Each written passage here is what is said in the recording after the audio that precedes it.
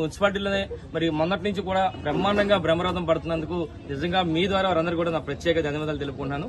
అయితే చూస్తే ఒక విషయం చెప్పాలి మీ అందరూ కూడా, మొన్న ఈ మధ్య కాలంలో తెలుగుదేశం పార్టీ వాళ్ళు 2 ప్రోగ్రాంలు పెట్టారు. ఒకటి మహిళా మేలుకొన్న, ఒకటి మహిళల గురించి, రెండోదేమో యువశక్తి అనేది 2 ప్రోగ్రాంలు పెట్టారు. ఒక్కసారి ఆ 2 ప్రోగ్రాం గురించి మీతో మాట్లాడాలి. మరి మహిళా మేలుకొనే కార్యక్రమం సుమారుగా పెద్ద ఎత్తున ఒక 1000 మందితో అక్కడ బలికట్టలో మీటింగ్ చాలా పెద్ద ఎత్తున 1000 మందితో పెట్టారు. అయితే ఒక్కటి, అసలు మహిళా మేలుకో అంటే అసలు మహిళలకు మీరు ఏం చేస్తారని అడుగుతున్నాను. ఇప్పుడున్న అవినీతి అయ్యింది పాత్రని ఒకటే అడుగుతున్నాను. ఆ రోజు 2014 ఎన్నికల్లో మీరేం మాట ఇచ్చారు? డాక్రా మహిళ తాలూకా రుణాలన్నీ కూడా బేషరతుగా మాఫీ చేస్తారంటే పాపం డాక్రా అక్కచెల్లెలందరూ కూడా పెద్ద ఎత్తున ఓట్లేసి గెలిపించారు. తీరా అధికారంలోకి వచ్చిన తర్వాత చంద్రబాబు ఇక్కడ అవినీతి అయిన పాత్ర మంత్రి అయిన తర్వాత మీరు ఎంతమందికి డాక్రా రుణాలు బేషరతు మాఫీ చేశారు? బేషరతుగా మాఫీ చేస్తారని చెప్పి మీరు ₹1,00,000 ఒకసారి అన్నారు, తర్వాత 10,000 ఒకసారి అన్నారు, 3,000, 3,000, 4,000 అని చెప్పి మహిళలకు ఇచ్చిన మాట తప్పారు. మీరా మహిళా మేలుకొనే కార్యక్రమం చేయడం సిగ్గుగా ఉందని చెప్పి సందర్భంగా తెలియపడుతున్నారు. అలాగే 2014 ఎన్నికల్లో మహిళలందరూ కూడా సెల్ ఫోన్లు ఇస్తున్నారు. ఈ నర్సుపట్నం నియోజకవర్గంలో ఎంతమందికి ఇచ్చారో ఈ అవినీతి అయిన పద్ధతి చెప్పాలని చెప్పి సందర్భంగా తెలియపడుతున్నారు. అలాగే ఆడబిడ్డ పుడితే ₹30,000 ఇస్తామని చెప్పి అన్నారు. మరి ఎంతమందికి 2014 నుంచి 2019 మంత్రిగా ఉన్నప్పుడు ఎంతమంది మహిళలకి ₹30,000 ఇచ్చామని చెప్పి సందర్భంగా తెలియపడుతుంది. అందుకనే ఈ విధంగా మరి మహిళలందరినీ కూడా మరి మోసం చేశారు కనుకనే మహిళలందరూ కూడా మేల్కొని 2019 ఎన్నికలు మిమ్మల్ని అందరినీ తొక్కారని సాగితే మీ ద్వారా మరి ఇక్కడ అవినీతి అయిన పద్ధతికి చంద్రబాబు కూడా తెలియపరచడం జరుగుతుంది.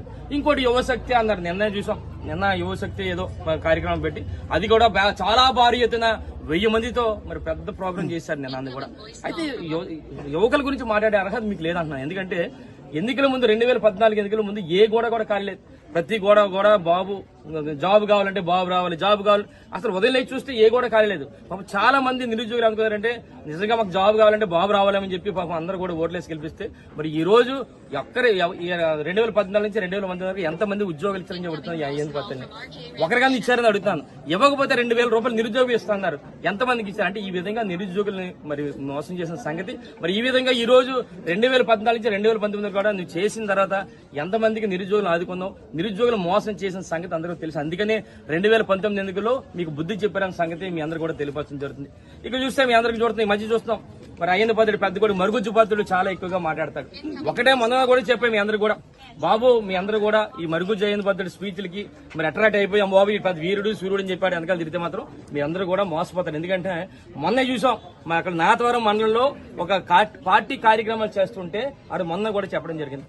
ఒక ఎన్నికల స్క్వాడ్ వెళ్తే అక్కడ ఉన్న నాయకుల్ని కార్యకర్తలు వదిలి పారిపోయి అక్కడ మరి అక్కడ కారుకే పరిస్థితి. అంటే ఇలాంటి నమ్ముకుంటే, ఈ మరుగుజ్జోని నమ్ముకుంటే మీ అందరూ కూడా ఇబ్బంది పడతారు. ఎందుకంటే రేపు రాబోయే రోజుల్లో మళ్ళీ అధికారంలోకి జగనన్న వస్తారు ముఖ్యమంత్రిగా, ఇక్కడ ఎమ్మెల్యేగా ఇక్కడ ఉన్న ప్రజలు ఆశీర్వాదం ఉంటాం. ఈడ ఎలాగా మరి ఎన్నికలు అయిపోయిన తర్వాత ఈ మరుగుజ్జోడు మళ్ళీ ఎక్కడ మన అమలాపురం ఏదైతే అలిపూడో లేకపోతే మరి విశాఖపట్నం ఎక్కడికి పోయే పరిస్థితి. ఆయన నమ్ముకుంటే మాత్రం మీ అందరూ కూడా నిజంగా నట్టేడు ఉంచేస్తాడు. ఎందుకంటే రేపు రాబోయే రోజుల్లో మనందరం కూడా అధికారంలోకి వస్తాం.